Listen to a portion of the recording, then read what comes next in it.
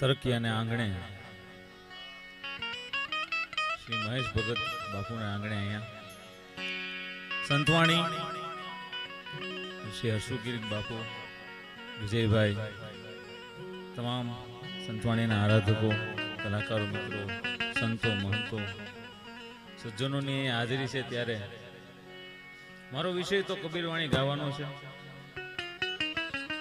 આજે કંઈક સંતવાણીના એવા આરાધકો વચ્ચે કંઈક એવી વાણી,